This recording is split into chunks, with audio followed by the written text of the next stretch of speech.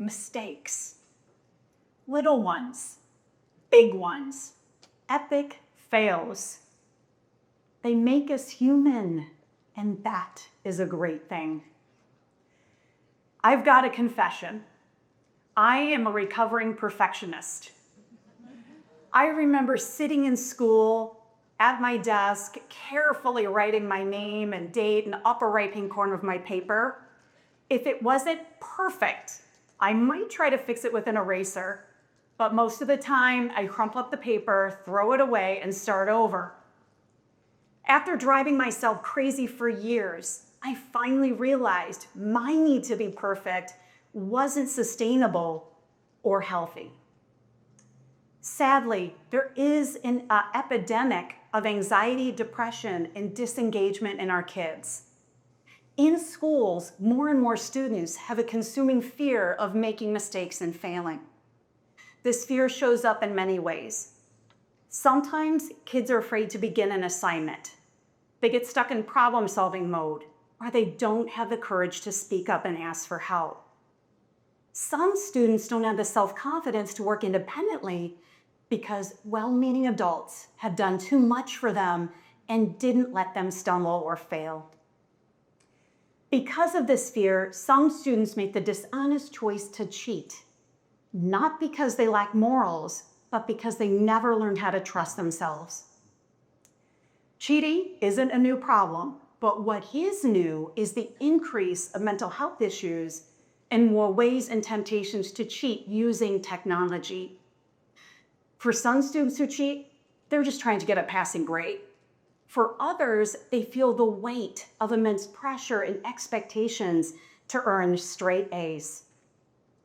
These kids often believe perfectionism is the only way they'll be successful.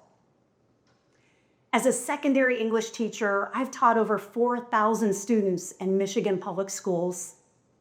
I love being a teacher, but I was this close to leaving the classroom. I was exhausted and burnout from the misplaced responsibility for students' mistakes, and it took a heavy toll on my health. When one of my students didn't take ownership for cheating and lied to her parents, I was thrown under the bus and left to deal with the fallout. I knew I had to make changes to take better care of myself so I can keep teaching and be my best for my students too. A Harvard-published study on academic dishonesty found that 90% of students, 90% admitted to cheating in high school and college.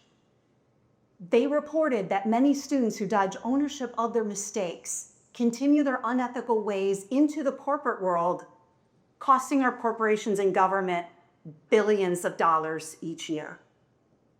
We don't want our kids to be a part of that alarming statistic. So every year, my goal is to help my students be successful in and out of the classroom.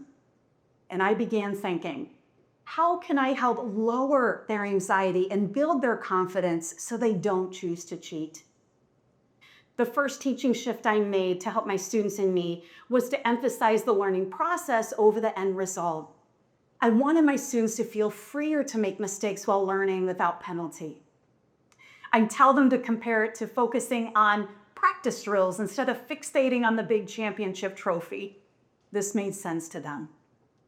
I also changed how I graded their daily work to a credit, no credit system to lower stress and perfectionism. My mantra is, take your best guess. And if you're not sure, just get something out of your brain onto paper for us to work with. This lowered their fear of making mistakes on their practice work. I knew that if my students' foundational skills grew, they would feel more confident tackling our unit essays, tests, and projects with integrity. Another approach I began to take is how I talk to a student who's been caught cheating. I help them accept what they did and understand why they did it. Because people cannot change what they don't accept. I also help them understand that their core choice is not who they are. For kids to learn from their mistakes and do better, they need to be given a reset. After our talk, I'd have my students break the hard news to their families before I contacted them, and this helped their parents and guardians accept their child's mistake too. I had 2 adult daughters, and I know one of the hardest things is for us to watch our kids struggle or fail. Having the courage to let our kids take the failing grade now and work hard to come back from it is the best thing we can do for them today and down the road. Not long after I started using these strategies, I noticed a positive trend. When kids had families who trusted me as their teacher and trusted in their kids' abilities to redeem themselves, their kids' resilience, mental health, and grades all improved. I'll call one of these success stories Vivian. She was caught cheating on her first big writing assignment of the year. Thankfully, she took full ownership right away.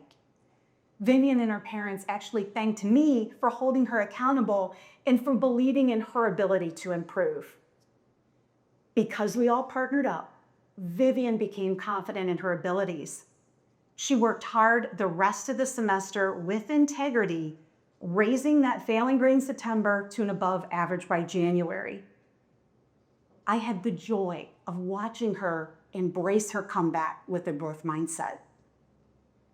I have seen firsthand that when we work together and trust kids, we can help build their resilience, self-trust, and integrity, giving them what they need to succeed in life. Here are 3 action steps that we can take to help kids grow and thrive. The first one, we need to allow kids to make mistakes and celebrate them as growth opportunities. Reassure kids that their poor choices don't make them bad people or failures. Kids need to view their mistakes as an important part in the learning process. These days, when I make mistakes, I am the first one to claim them and give myself grace. The second thing we can do is help kids brainstorm their comebacks. Have them write down what they need to do step by step to get themselves back on the right path, and then move to the sidelines and cheer them on.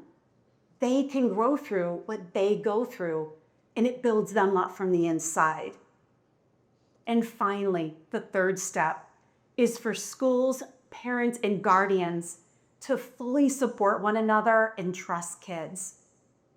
I have come to understand that the best way for us adults to help is to work together now when the stakes aren't as high, and have the strength to keep the students' responsibility on their shoulders so they can overcome obstacles they face. The impact here extends beyond mental health and cheating in schools. Our education system, corporations, and government are counting on us to work together so our current and future leaders maintain their integrity. Wrong choices only become mistakes when we don't learn the lessons from them. And courage is doing the right thing over the easy thing, which means we need to keep doing the hard things. Thank you.